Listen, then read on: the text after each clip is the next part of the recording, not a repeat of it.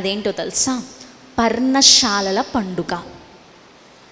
ఈ పర్ణశాలల పండుగ నాడు ఏం చేస్తారంటే, వాళ్ళందరూ వారి గుడారాల్ని, వారి ఇండ్లను విడిచిపెట్టి శాలలు వేసుకుని అందులో కొన్ని రోజులు ఉంటారు. ఏంటి అదేం పండుగ అంటే, వాళ్ళకి సాదృశ్యం అన్నమాట.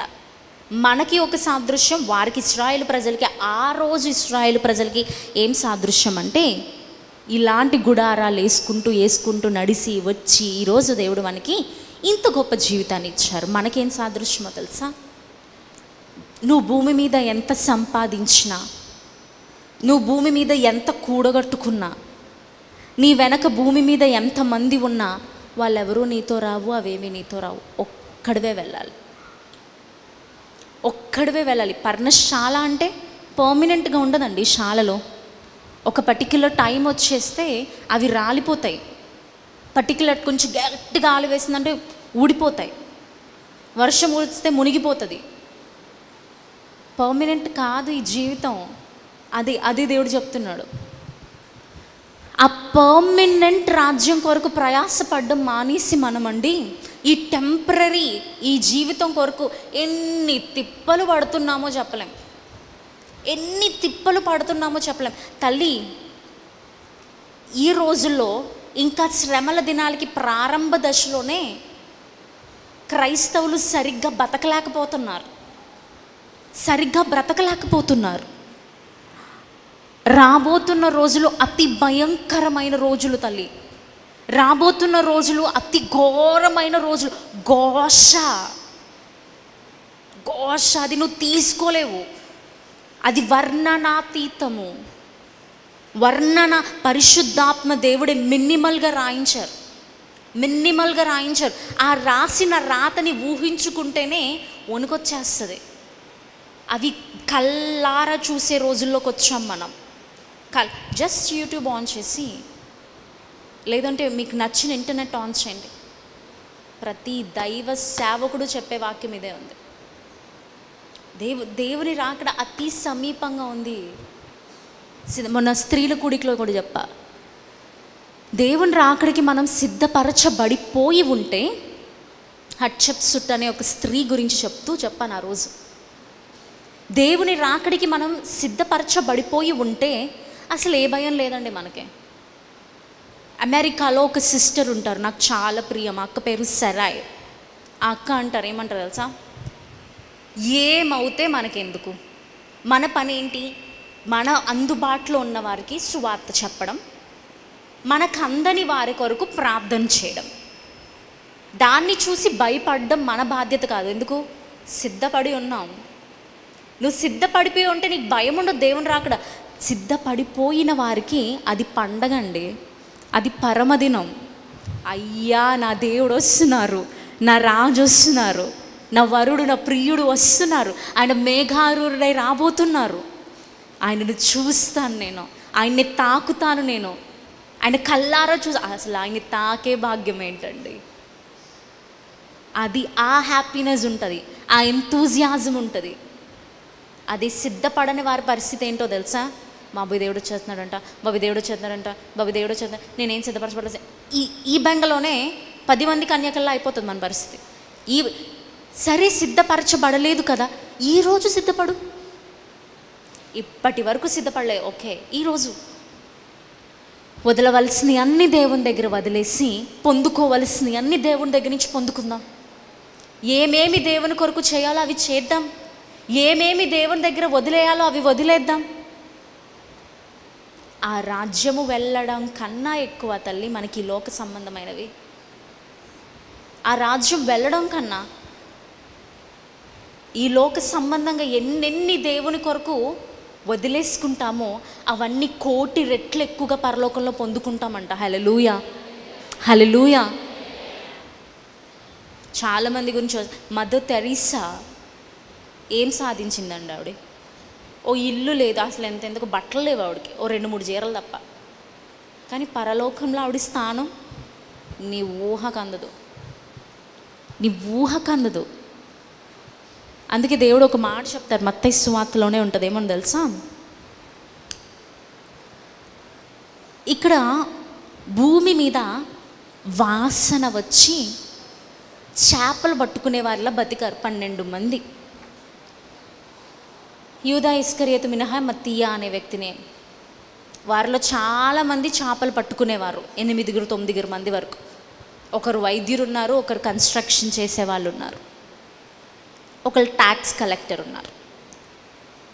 వీళ్ళ పని ఏంటి అంటే, వీళ్ళ వృత్తి ఏంటంటే చేపలు పట్టుకోవడం, చదువు లేకపోవడం, అందరి చేత తిట్టబడడం. లూకా గారు అన్ని సువార్తల్లోకి అలా ఎక్కువ ఇన్ఫర్మేషన్ ఇచ్చిన సువార్త లూకా సువార్త. ఈయన ఒక సిరియనుడు. లూకా గారు ఈజ్ ఫ్రమ్ సిరియా. ఇలాంటి మనుషులు ఎక్కడో వారు, అన్యులు, చేర్చబడిన వారు కాదు, దేవుని సొంత ప్రజలు కాని వారు ఉన్నారు. కానీ వారి గురించి మత్తయి సువార్త ఏమని చెప్తుంది తెలుసా?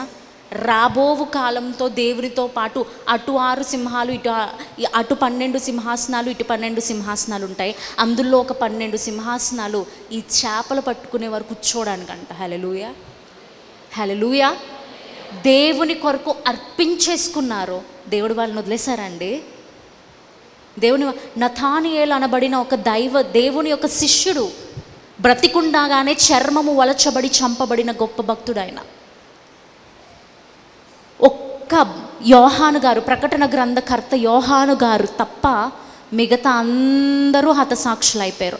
రోమియోలకు రాసిన పత్రికలో మనం చూసే స్త్రీలతో సహా అకుల్లా, ప్రిస్కిల్లా దేవుని కొరకు హతసాక్షులు అయిపోయారు. ఫీబీ దేవుని కొరకు హతసాక్షి అయిపోయింది. ట్రిఫైనా, ట్రిఫోసా, జునియా, పెర్సిస్, వీళ్ళందరూ దేవుని కొరకు హతసాక్షులు అయిపోయారండి. ఏమొస్తుంది వాళ్ళకి? వాళ్ళు మనలా తెలివైన వాళ్ళు కాదు కదా, పిచ్చి వాళ్ళ పాపం, వెర్రి వాళ్ళ పాపం. మనం వెర్రోళ్ళం. మనకి బుద్ధిహీనత, మనకి బుద్ధి లేదు. యోగ్యమైన దానిని ఎన్నుకుని అశాశ్వతమైన ఈ పాప రోతమైన వాటిని హీనముగా ఎంచారు. పౌలు గారు అంటే ఎలా ఎంచాడంట? ఆయన పెంటగా ఎంచాడంట. పెంటగా. అసలు నాకు ఏమొద్దు, కుటుంబాన్ని వదిలేసుకొని, కట్టుకున్న వారిని వదిలేసుకొని, పిల్లల్ని వదిలేసుకొని, కన్నవారిని వదిలేసుకుని దేవుని కొరకు పరుగులు తీశారండి. దేవుని కొరకు పరుగులు. అది వాళ్ళకి అప్పుడే అర్థమైంది, ఇది పర్ణశాల అని. ఇక్కడ మనం ఉండబోవటం లేదు అని వాళ్ళకి అర్థమైంది. ఒక రోజు వస్తుంది, ఆయనను నేను ఎదుర్కోవాలి. వాళ్ళ గురంతా ఎక్కడ పెట్టుకున్నారు తెలుసా? ఆయనను ఎదుర్కోవడం మీద. నా పరుగు తుడుముట్టించింది. నేను దేనికోసం ఎదురు చూస్తున్నాను? నీతి కిరీటం కొరకు ఎదురు చూస్తాను. అదేంటయ్యా మీరు ఏమీ సంపాదించలే, ఒక ఇల్లు కూడా కట్టుకోలే, నాకు కావాలి. అదేంటయ్యా పెళ్ళి చేసుకో, నాకు ఏం వద్దయ్యా, నాకు అవన్నీ కాదు. అవి అవసరమైతే దేవుడు ఇస్తాడు నాకు. వాటి కొరకు నేను ప్రయాసపడక్కర్లా. నేను ప్రయాసపడేది దేవుని కోసం. నాకు ఇవ్వాల్సిన ఇచ్చేదే ఆయన. నేను వాటి కొరకు ప్రయాసపడుతూ దేవునికి దూరం అయిపోనబ్బా. మనం ఏం చేస్తున్నాం తెలుసా? వీటి కోసం ప్రయాసపడుతూ దేవుని దూరం అయిపోతుంది. ఇంటి మీద పెట్టినంత శ్రద్ధ, ఒంటి మీద పెట్టినంత శ్రద్ధ, కుటుంబం మీద పెట్టినంత శ్రద్ధ మన ప్రార్థన మీద ఉందా? మనం వాక్యం చదవడం మీద పెడుతున్నామా? కన్నీటి అనుభవం ఉందా మనకు అసలు? ఉపవాస అనుభవం ఉందా మనకు అసలు? నశించిపోతున్న ఆత్మల్ని చూసినప్పుడు అసలు నీలో ఒక్కింతైన కదలిక కలుగుతుందా? ఇవేమీ లేకపోతే క్రైస్తవులం అని ఎలా చెప్పబడుతున్నాం, ఎలా పిలవబడుతున్నాం? దేవుని కొరకు లోకాన్ని వదిలేస్తాను సిద్ధపడిపోతున్నారండి. లోకం కొరకు దేవుడిని వదిలేస్తాను సిద్ధపడుతున్నారండి చాలామంది. పెళ్ళిళ్ళు చేసుకుంటున్నారు. దేవునికి నచ్చని ఆ కుంకాలు, ఆ బొట్టులు ఎందుకండి? పర్లేదులే వస్తుంది ఒక రోజు, జాగ్రత్త, లెక్కలు తేలుస్తాడు జాగ్రత్త. తెలిసి కూడా చేస్తే ఇంకెంత ఘోరంగా ఉంటుందో నీ తీర్పు నీకే వదిలేస్తున్నాను తల్లి. తెలిసి కూడా చేస్తే దేవుడు చూసి చూడనట్టు ఊరుకుంటారు అనుకుంటున్నారా? ఆయన ఏమన్నా బుద్ధిహీనుడు అనుకుంటున్నారా? అనంత జ్ఞాని ఆయన.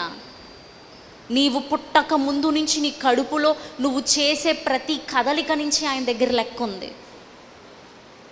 ఆయన దగ్గర లెక్క ఉంది. దేవుని తీర్పు అంటే ఏదో సరదాగా పేరు పెట్టి పిలిచేసి అమ్మ రా అమ్మ, ఏంటి నువ్వు ఎలా చేసావు, ఇంకెప్పుడు చేయగానే పంపిస్తాడు అనుకున్నావు దేవుడు. Be careful, be careful. దేవునితో ఆషామాషి కాదు, దేవునితో ఆషామాషి కాదు, ఆయన తీర్పులు ఆషామాషి కాదు, ఆయన లెక్కలు ఆషామాషి కాదు, ఆయన చూసి చూడనట్టు ఉండే దేవుడు కాదు. అగ్ని జ్వాలల వంటి కన్నులు గలవాడు నా దేవుడు, జాగ్రత్త. అగ్ని జ్వాలల వంటి కన్నులు గలవాడు నా దేవుడు, జాగ్రత్త.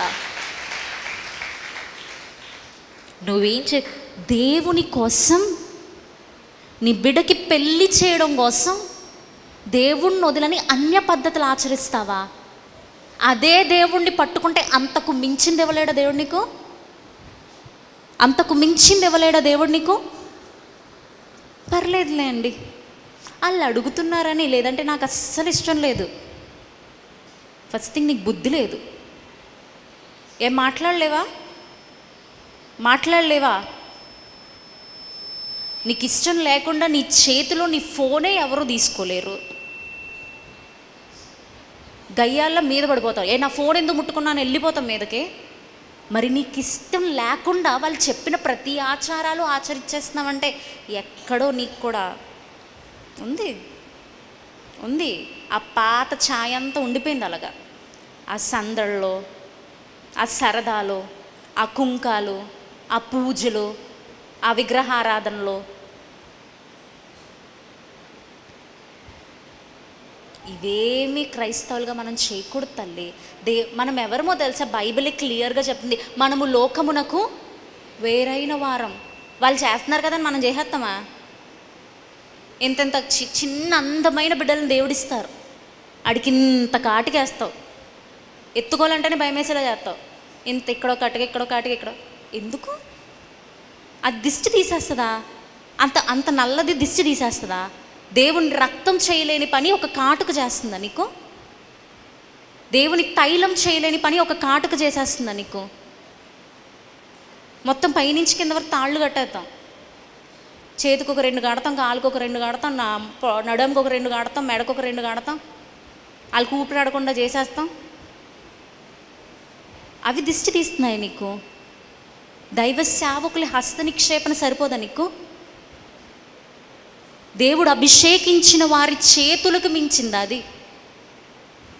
ఆ దేవుడు అభిషేకించిన చేతి ఎత్తితేనే ఆనాడు ఇశ్రాయేలు ప్రజలు విజయాన్ని చూసారే, అదే దైవ సేవకుని చెయ్య నీ బిడ్డ మీద పడితే అది చాలదా? అది చాలదా? వాళ్ళకి సంరక్షణ. యేసు రక్తమే జయం అనే ఒక మాట సరిపోదా? యేసు యేసు యేసు అనే ఒక మాట సరిపోదా? మనకి వద్దు, ఆ సందళ్ళే కావాలి, ఆ సరదాలే కావాలి, ఆ సంతోషాలు, ఆ ఆర్భాటాలు, ఆ ఆనందాలు. దేవుడిచ్చిన వాటిని దేవుడి కొరకు పెంచండి. అమ్మ నువ్వు సర్టిఫికెట్లో క్రిస్టియన్ అని రాయించుకుంటే నీకు మరి స్కాలర్షిప్ రాదమ్మా? తీసేయండి. అది నేను లోపల దేవుని కొరకు రోషన్, బయటకేముంది? నీ కొరకు దేవుడు పబ్లిక్గా చనిపోయాడు. ఆయన నీ కొరకు దేవుడు 33.5 సంవత్సరాల యవనస్తుడు దిగంబరి అయి పబ్లిక్గా చనిపోయాడు. నువ్వు నేను పబ్లిక్గా బతకాలి దేవుని కోసం, ప్రైవేట్గా కాదు. దేవుని కొరకు ఆయన పైన నా భక్తి, ఆ ప్రేమ పబ్లిక్గా బ్రతకాలండి. నీ వాట్సాప్ ఓపెన్ చేస్తే ఏసే కనబడాలి, నీ ఫోన్ ముట్టుకుంటే ఏసే కనబడాలి, నీ నోరు తెరిస్తే ఏసే వినబడాలి. పక్కనోడికి బిచ్చొచ్చేయాలి భక్తి చూసి, అంతే. ఆయన మన కొరకు పబ్లిక్గా చనిపోతే మనం ప్రైవేట్గా బతకడం ఏంటి? అసలు అర్థం ఉందా అది? ఒకడు మనకి ఏదన్నా ఒక 100 రూపాయలు ఇస్తేనే 10 మంది చెప్పుకుంటాం. అసలు ఆ రోజు సహాయం ఎంత చేశారో, ఎంత. నీ కొరకు ప్రాణం ఇచ్చాడు ఆయన, నీ కోసం నా కోసం ప్రాణం తనకున్నదంతా ఇచ్చాడు ఆయన. ఇంకెలా బతకాలి తల్లి? ఇంకెలా బతకాలి? ప్రాణాన్ని కూడా లెక్క చేయకుండా బతకాలి ఆయన కోసం. అయినా ఆయన రుణం తీర్చలేం. ఒక సర్టిఫికేట్, ఒక స్కాలర్షిప్ కోసం, ఏదో వస్తుందని ఒక 10,000 కోసం నీ క్రిస్టియన్ అనే ఐడెంటిటీ పోగొట్టుకుంటున్నావా? ఇంకొకరిని సాటిస్ఫై చేయడం కొరకు నీ భక్తిని, నీ జీవితాన్ని, నీ రోషాన్ని, నీ మంటని, నీ ఆత్మని చల్లారు చేస్తున్నావా? మరి ఇంకెప్పుడు దేవుని కొరకు బతకడం? అసలు ఈ రోజుల్లో మనం ఎలా ఉండాలో తెలుసా? సిద్ధపరచబడిపోయి అనేక మందిని సిద్ధపరిచే వారిలా ఉండాలి. అందుకే దేవుడి వాక్యం చెప్పిస్తున్నాడు ఈరోజు. మనమే సిద్ధపరచబడకుండా, మనమే ఆయన రాకడికి ఇంకా సిద్ధపరచబడకుండా, మన కుటుంబాలను ఎప్పుడు రక్షిద్దాం, మన ప్రాంతాలను ఎప్పుడు రక్షిద్దాం, మన దేశాన్ని ఎప్పుడు సంపాదిద్దాం, అసలు ఈ ప్రపంచానికంతా ఎప్పుడు ఎక్స్పాండ్ చేస్తాం? ఈ గాడ్స్ లవ్ని ఎప్పుడు ఎక్స్పాండ్ చేస్తాం? రవికుమార్, మేలుకొలుపు స్వరము, Emmanuel healing home ministries, 2nd Street, Gandhinagar, Nidadavole, West Godavari district, Andhra Pradesh. Our pin code 534301. Our email ID melukolupuswaramu@gmail.com. Our cell number 7675988763. మా చిరునామా డాక్టర్ బి రవికుమార్, మేలుకొలుపు స్వరము, ఇమ్మానుయేలు స్వస్థత గృహ పరిచర్యలు, గాంధీనగర్ 2వ వీధి, నిడదవోలు, పశ్చిమ గోదావరి జిల్లా, ఆంధ్రప్రదేశ్. మా పిన్ కోడ్ 534301. మా ఇమెయిల్ ఐడి melukolupuswaramu@gmail.com.